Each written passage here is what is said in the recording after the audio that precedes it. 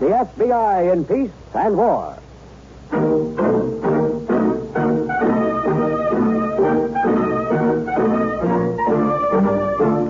Another great story based on Frederick L. Collins' copyrighted book, The FBI in Peace and War. Drama, thrills, action. Tonight's transcribed story, The Bungler.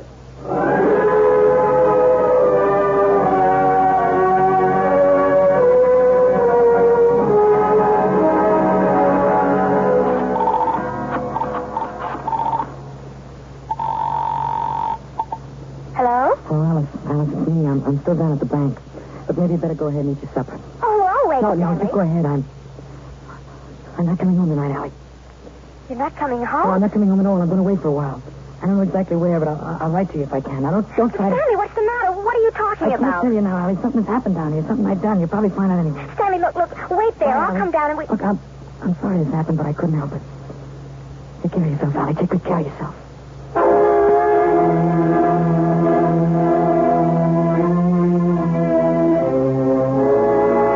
Stanley Phillips, aged 31, was a teller at the Suburban National Bank where he had worked for 10 years. Stanley had been married for 7 of those years and had lived uneventfully in a 3-room apartment. He had one passionate and consuming interest in life, motorboats. For 6 months before his purchase of a 16-foot speedboat, Stanley had been embezzling small sums of money from the bank. But he was clumsy and inept at hiding his thefts. The night before an audit, Stanley ran away, and it was found he had stolen a total of $5,500. How could he? How could he have done a thing like that? I don't know, Allie. Do you want another cup of coffee? No, thanks. Ma, I didn't even know him, did I? All those years, and I didn't know a thing about him. Who knows anybody, even themselves? If he wanted the boat so bad, we could have saved the money. Why didn't he tell me? Allie, suppose you lie down a while. Those FBI fellows will be back. Get a little sleep. Oh, I can't, Ma. What's the use of trying? All right. Maybe I'll go back to the apartment. No, you're going to stay here at the house with me. You've got your own room upstairs, and no one will bother you. All right. But if Stanley should call the apartment... If what? Well, he'll call me sometime. I know he will. Allie, I don't want you to talk to him, ever. I'd have to. You can't, Allie. No, he isn't a racketeer or a hoodlum. He took $5,000 of other people's money. Yes, I know. And he didn't think of you when he did it. Oh, Ma. He didn't. All he thought about was himself and that stupid boat. What right did he have to do a thing like this to you? Well, he must have meant to put the money back sometime. Allie. He must have, Ma. All right, Alice. All right. Maybe I will have a little more coffee. Yes, it'll do you good. I'll bring my things over tomorrow from the apartment. Yes. You want cream? No, just black. Ma. Yes? I know just what he'd say if he was here now. He'd say, Allie, I was only borrowing the money temporarily. Yeah, sure, he was just borrowing. But he leaves you here to talk to cops, to have your picture in the paper. Wife of embezzlement. Ma! You have to take it, Allie, not him. Never mind if you didn't even know about it. You're his wife, and they're not going to let you alone from now on. Not till they catch him. They will catch him, won't they? Stanley's such a bungler. They're sure to catch him sometime.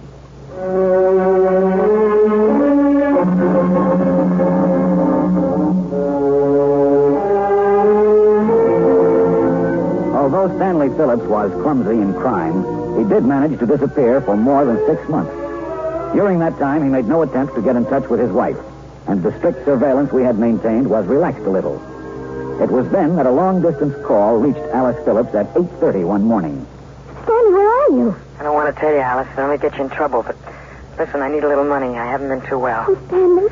Look, if I give you a name in a post office box, could you let me have $50? Oh, of course, Stan, but listen, if you're sick, go to a doctor, please. Will you promise me? Yeah, I will. You just send me the money, huh? Send it care of Frederick Milson. Stanley?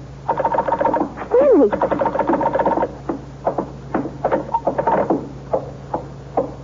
Ma, I didn't know you were home. I was upstairs taking a nap. Stanley just phoned. I know. I listened on the extension. What? I'm sorry, Alice. I had a feeling... Why did you got to snoop on my call? I can't help it, Alice. I had a feeling it might be him. I want them to catch him. I do. Then it'll be over, and you'll stop crying and worrying yourself into skin and bones. You had no right to listen in. Well, I did. I'm glad you don't know where to send him the money. He's sick, Ma. You heard him. Yes, I heard the same old whine. He can't take care of himself. He needs help. He does. He needs me. Alice. Well, he does. And I suppose you'd go to him right this minute if you knew where he was. I suppose I would. Oh, Alice. Ma, you can't be married to someone for 7 years and then all of a sudden... Alice, darling, the man is a criminal. He's wanted by the police. I'm still married to him. He's going to be caught and sent to jail. Maybe he won't be. Maybe he's smarter than he was 6 months ago. All right, Alice, there's no use arguing. 9:15, and you better get down to the office. I'm not going to the office. Why? They fired me. Mr. Maxwell said they were cutting down on the staff. That isn't true, is it? They're cutting down. No. They found out I was using my maiden name. I'm sorry, darling. It's all right. They did it very gracefully. They didn't even mention Stanley. Well, if you're not going downtown... I am. I've got an appointment at the employment agency. I'll just use my right name, that's all. I haven't got anything to hide. All right, dear. I'll be home for lunch if you've got anything. There's plenty. You come home. I will. Alice. Yes? Come home early, will you? Yes. I will.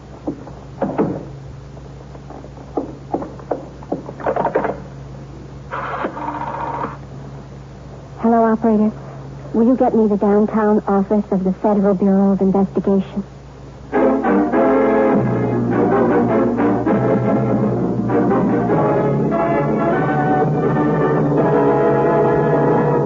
Back to the Bungler in just a moment. The actions of all American military men are governed by a code of conduct. To General William Dean, while a prisoner of war in Korea, the code meant a stubborn allegiance to his president. During an early interrogation by his North Korean captors, General Dean was asked to make an open statement condemning what they called the aggressive policy of the United States dictated by the president. But General Dean refused, saying, "As a professional soldier of the United States, I cannot criticize our president, because the president is the supreme commander of the United States Army. I swore this when I joined the Army." That's what the code meant to General Dean. That's what it means to any American in uniform.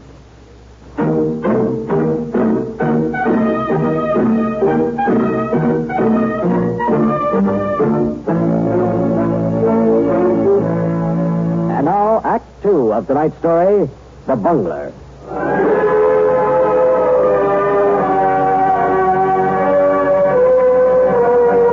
After Alice Phillips' mother had told us about the phone call, we knew two things. Phillips was in Bay City, and he was probably using the name Frederick Milson. Adding a third element to this, the fact that Bay City had a large public boatyard, we began looking in this area. After several days, we came to a Marine Service station. The owner of the station recognized Phillips' picture immediately. Sure, that's Fred Milson. He worked here for 3 months. Then I had to let him go. Why, Mr. Wrigley? Well, he had some sort of trouble with his back. I don't know what it was, but it got so he couldn't even lift one of those 5-horse outboards. And we service a lot of outboards, and I just had to let him go. Was he pretty good with the boats? Yes, sir, I'll say that much. He was good with the boats. As a matter of fact, he was kind of a nut about boats. Said he owned a Sterling Speedcraft, but I didn't believe him. Those Sterlings cost over $5,000. Have you any idea where Milson is now? No, I can't say as I have. He hasn't been in touch with you since he left? No, and I guess he wouldn't be either. We had a kind of an argument when he left. He said I hadn't a right to fire him, and I said if he couldn't do a day's work, well, you know how those things go. This back ailment he had, Mr. Wrigley, do you know whether he saw a doctor? No, I don't. I told him to see Doc Evans up there on Bayview Avenue, but I don't know whether he did. Say, I don't suppose any of my business, but is he in some kind of trouble? We were coming to that. Yes, he's in trouble. He's wanted for embezzlement. He took money from a bank in Bridgetown. Embezzlement? Fred Milson? His right name is Stanley Phillips. Embezzlement? A quiet little fellow like Fred? That's right. Well, now, I certainly wouldn't have believed something like that. He didn't drink or run around or anything. We know. Mr. Wrigley, we're going to give you a phone number to call if Phillips ever gets in touch with you again. Will you call this number immediately if you hear anything about him? Yes, I sure will. But Fred Milson, you'd never think that a fellow like that was the type, would you? There is no particular type for that kind of crime, Mr. Wrigley. It attracts all sorts of people.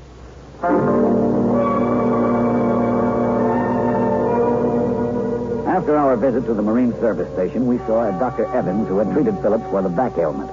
As we learned later, it was just at this time that Phillips came back to Bridgetown and stayed several hours. Most of these hours in the Bridgetown Memorial Park, just across from his mother-in-law's house. Alice, over here. Hello, Allie. I've been waiting for hours. I thought I was going to miss you. Stanley, don't you know every policeman in town is looking for you? I'm sure, but nobody's ever in the park after 6. Well, how are you, Allie? I've been wanting to... Oh, Stanley, shouldn't I? I missed you something terrible, Allie. Did you? Yes, but please, Stanley. I'm only going to stay a couple of minutes. Oh, Allie. Stanley, why did you do a crazy thing like that? No, honest, I don't. First, I only took a little bit. I was going to put it back, but something always came up. If you only had told me about the boat. I know. I never do anything right. Listen, Allie, you got any money now? Money? You were just saying when I called you. Well, I had some then, but I lost my job. I spent You it. gotta get me at least $200, Allie. 200? I'll borrow it somewhere. Without a job, I couldn't. Well, then get it from your mother. She has plenty. Oh, Stanley. You gotta give me some money until I get on my feet, Allie. I got something wrong with my back. I don't know what it is, but I have to have electric treatment so it can't work. Now, look, you can send it to this address. It's a garage. They let me sleep in an upstairs room. Allie, get me the money somehow. I'll try. I'm going to count on you. Bye, Allie. I'm sorry things I... No, I'm sorry they turned out the way they did. Don't take all of the money. Oh, Stanley.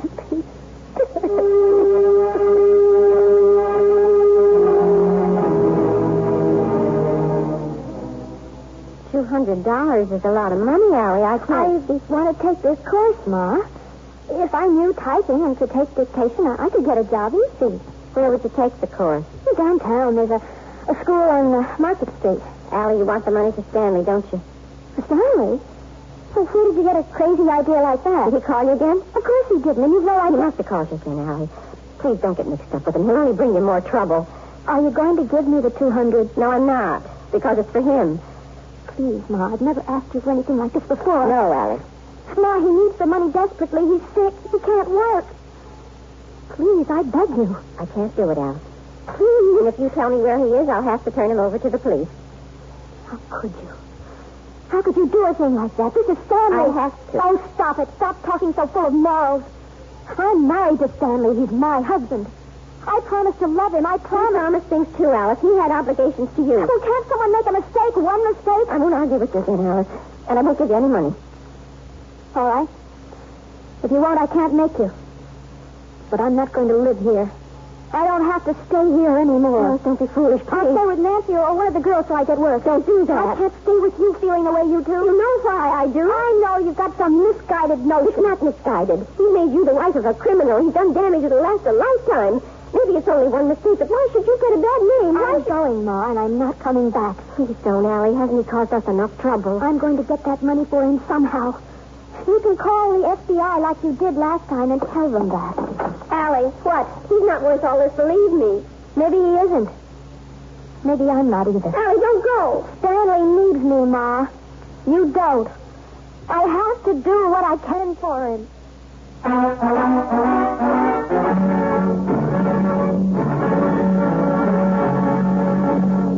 Back to the Bungler in just a moment. Friends, this is Jimmy Wallington. You know, many great men have attained the highest office in our land, the presidency of the United States.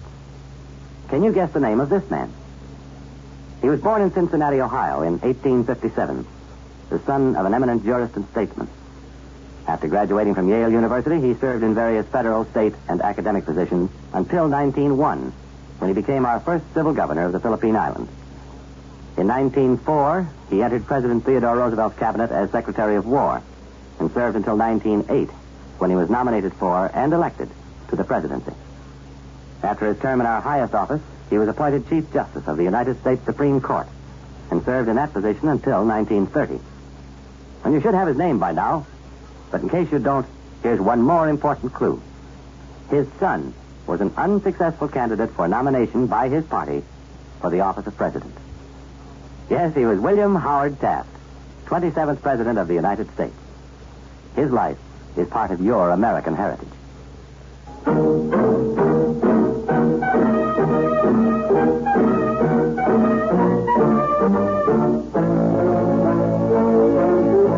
And now, Act 3 of tonight's story, The Bungler.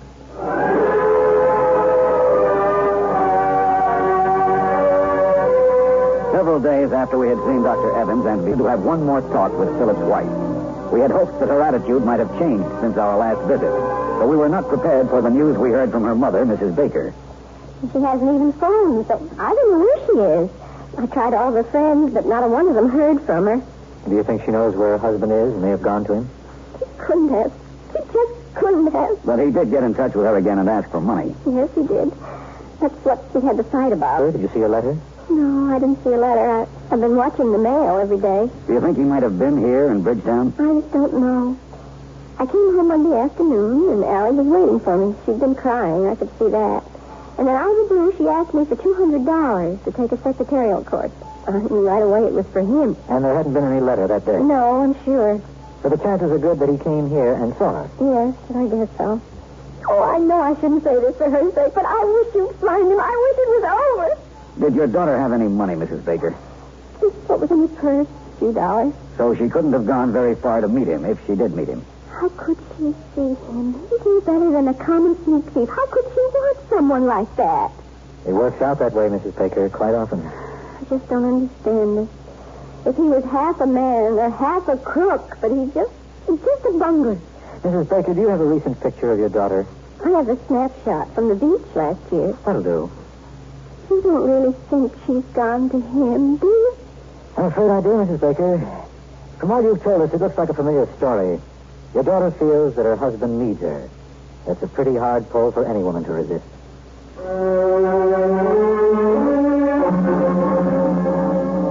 And I dreamed you were all alone here, and you were sick, and they came to get you, and then you called me, and you kept calling and calling, and I couldn't get to help you. I know, Allie, but you shouldn't have come here. I had to, Stanley. I'll go back now if you want, but I had to see. No, don't go back. I had to see if you were all right. All right, Allie. I'll go tomorrow. Oh, no, please. Yes, I'd better. I'll have to get some money for you, Stan, somehow. I don't want you to go. But I've only got $6. How could I'll get the money, Allie. Stanley. I will. I'll get it. Listen, Allie, if I get enough for us to go away from here, say to New York or some big city, I could grow a mustache and dye my You're not hair. well enough to go anyplace, Stan. You're back. Never mind that. Allie, we can begin all over again, a clean slate, no more mistakes. If you really want to start fresh, Stanley. No, don't talk about that anymore. But it's your first offense. It wouldn't give you a long term, and I'd wait, Stanley. I won't go to jail. I couldn't stand that. I guess you could. Look, Allie, I'm going to get that money, and then you and I are going to start all over again. Listen, it'll be great, like a honeymoon, Mr. and Mrs. Fred Nelson. There are plenty of boatyards around New York. I could sort of make a set of references from here in Bay City. Come on, Allie, what are you crying about? Nothing, Stan. Just crying. Well, you can stop crying. We're going to start all over again. I'm going to get that money tomorrow. You wait and see.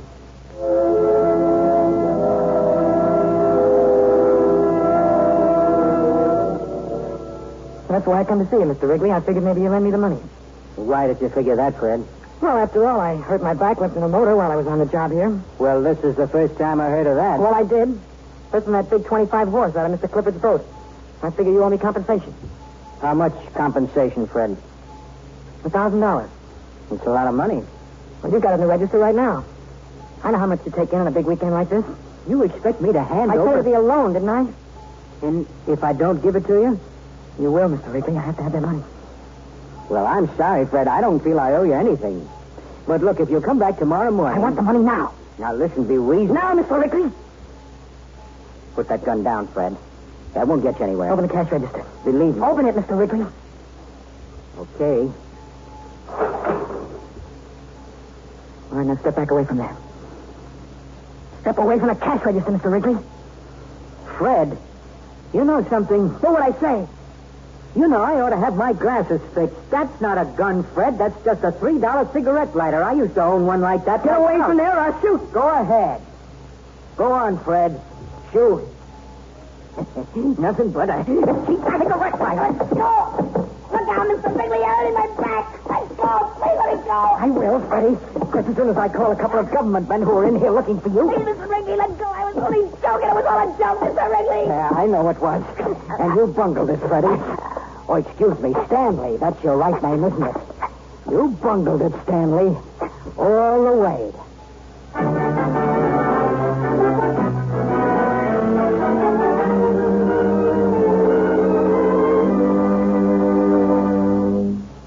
Stanley Phillips offered no defense to the charge of embezzlement or to his attempt at a holdup.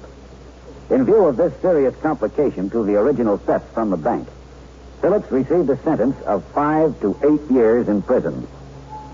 His wife, Alice, said she'd wait for him. But we understand that now, after 3 years, she may be changing her mind about the Bungler.